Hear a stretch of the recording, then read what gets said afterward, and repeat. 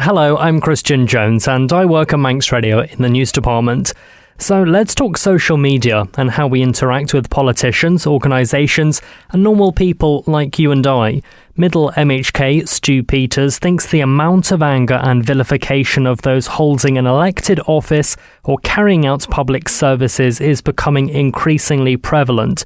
He thinks social media is to blame, so I gave him a call, invited him up to the station and sat down with him to discuss it further. Would you say social media is bringing increased access to anonymity, that people can hide behind and troll and flame as much as they want without putting an identity to abuse that's being sent?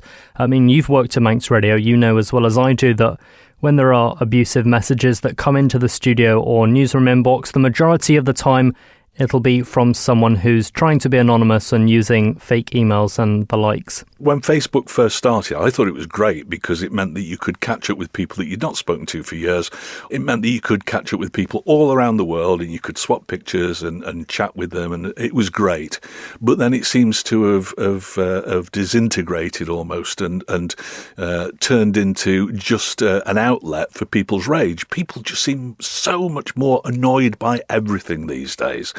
And I wonder whether or not social media is responsible for that. The thing about Facebook always was that at least you had to post under some sort of a name so you could identify the person. You knew what you were talking to.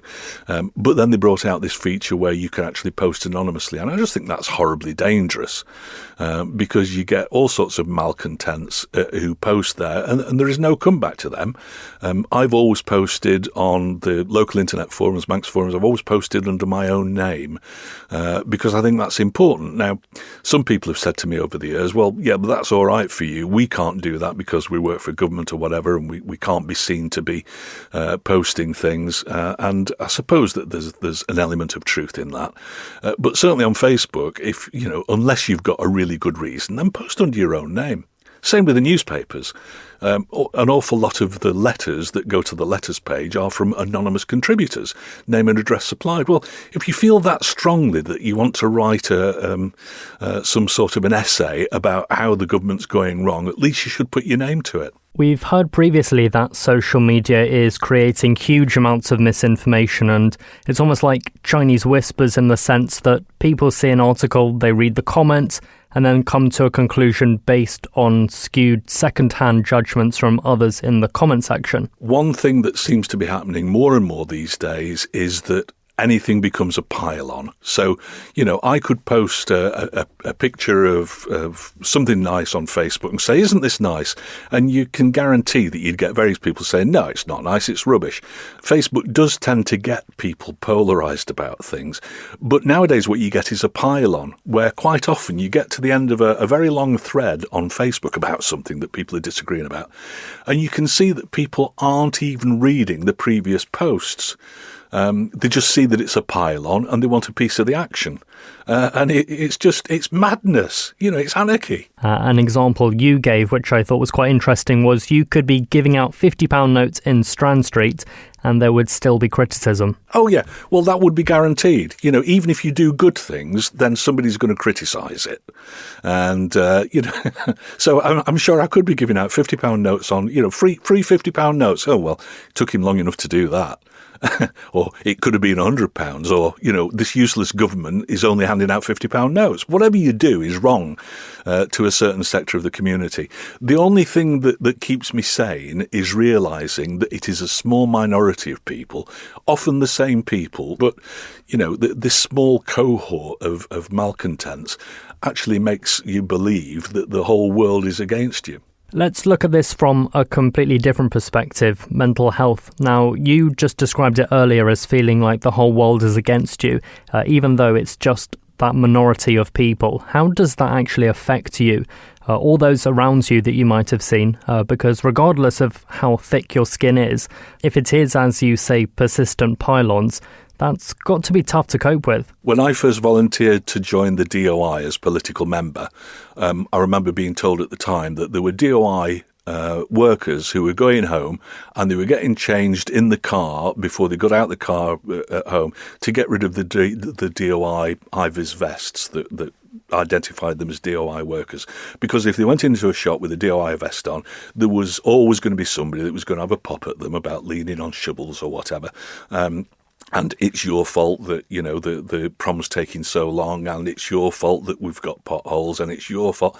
So people were so fed up with the whole thing that literally they'd get changed so that they weren't identifiable in public. Now, that's not good for mental health. It's not good for getting the job done, because what you end up doing is you get to the point where you just think, well, if that's what people think, then fine. I'm not going to make the effort anymore, because nobody's going to thank me for it. So I'll just sort of trundle on and carry on regardless. So you feel like there's a lack of understanding from the public? Absolutely, completely, yeah. And I was guilty of that as anybody, because for 20 years I worked here at Manx Radio, and part of my job was to field calls from people saying that the government was rubbish, and in many cases I agreed with people. I like to think that I was even-handed and fair about it, but it really is one of those things. I mean, if I can give one message to people, it is that you need to be inside a situation to really appreciate all the nuances of it. Your post about vilifying politicians did get some heated responses too, and I just want to have a look at some of those. Some people are accusing you of never being accessible, which is why they're expressing their frustration through alternative means. Some politicians do make a point of being not so much in people's faces, but they like to make sure that they are visible, either through monthly surgeries and so on. Do you run regular surgeries? Yep. We've done, I think, 4 now over the last 2 years. And one of them, nobody turned up at all. One of them, I think 2 people turned up at, and Jane Poole Wilson, my constituency partner, and I sat there for 2 hours, waiting for people and nobody turned up. A couple of them have been slightly better attended. But my thought on that is that people don't need to have surgeries anymore. Maybe in the dim and distant past of 3 channels and black and white TV, then that was the only chance that people had to talk to their political member. Now, my phone number, my email address are both on the Tynwald site, and I'm constantly taking messages and emails and things from people who've got questions or things that they want to raise with me. You've got direct access, pretty much 24/7, so you don't need to wait for a surgery, but we have held them for people that wanted that. My view is that there are 2 ways to be a politician. One is that you try and do the job to the best of your ability. The other is that you appear to be doing the job to the best of your ability by playing to the audience. And I don't believe in the latter. So if I have a constituent gets in touch with me about a pothole or an issue or whatever it might be, I will take that to the people responsible and try and get an answer, rather than ask a question in the House of Keys or Tynwald about it in an attempt to try and embarrass the DOI minister or whoever it might be. Now, there's a lot to be said for playing to the crowd in terms of getting re-elected. I don't necessarily think that it is the way that we ought to be running politics in the Isle of Man. Lawrie Hooper is a Ramsey MHK. He's also the Health Minister too, but the unique thing that separates him from other Tynwald members is how active he is on social media. It's fair to say he's one of the most active political members on Twitter. So is he seeing similar? Generally, I find that those conversations are quite positive. People are quite happy to engage. You get a difference of opinion, which I think is quite healthy. Sometimes, though, you do get quite a lot of negativity. Actually, it's difficult to get some positivity out of people on social media, which isn't really something that I find when you talk to people face to face. And that's quite an unusual experience, actually, that if you just rely on social media to tell you kind of what's going on in the world, it often gives you a very distorted view compared to what happens when you just go and talk to people in the street. It's very strange, to be honest. Now, you've been in politics for a long period of time, starting off as a commissioner, now in Keys, also a minister. Do you think this willingness by some to target and attack those holding public office has got worse over the years, or is that something you've not really noticed? I'm not sure it's getting any better. I think so. I was first elected to the commissioners, back in 2011. So I've been in politics now for about 12 years, and I've always adopted the same approach really to social media. And I think it's fair to say that there's been a lot of change during that time in how politicians generally engage, and actually the number of people that feel confident now actually going out and using social media to engage with politicians, which in some ways is really positive because it's great to be able to have that direct communication with people. But I think partly actually the challenge is for us on politicians to do better and not to try and get too heavily weighed down, I think, by some of the negativity that exists. Probably more now of a feeling of people kind of playing into that negativity and playing up to it than perhaps used to happen maybe 5 or 6 years ago. I'm not really sure why that is. It could very well just be that that's just the way the world is going. It could be that that's the way we're being pushed. It's difficult to know, really. So, in your opinion, do you think social media firms should be taking a more active role in reducing how easy it is to be anonymous? Would that stop some of this unconstructive criticism? I think it is fair to say that people, when posting anonymously, feel more able to say things that they wouldn't say under their own name.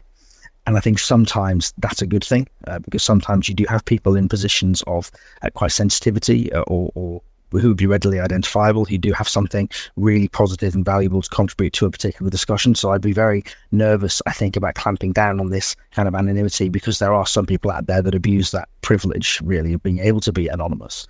I think where it comes onto the regulation of social media firms and tech firms more broadly, I think there probably does need to be more to make sure that at least the social media firm itself knows who these people are, because then when they cross the line from anonymous kind of whistleblowing, reporting, whatever it may be, and they cross the line then into sort of behaviour that might be abusive, or you've talked about trolling, defamatory behaviour, that kind of stuff, there should be a way where actually the system, the court system or the police can identify who these people are in order that appropriate action be taken.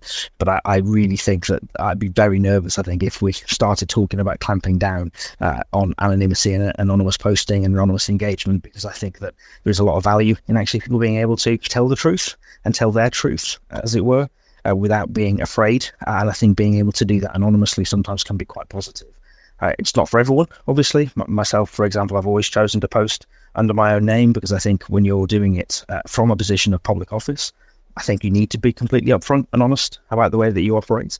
But like I say, I can appreciate that doesn't necessarily apply to everybody in the same way. So I'm sorry if that's a long-winded answer to what I thought you might have thought was a quite straightforward question.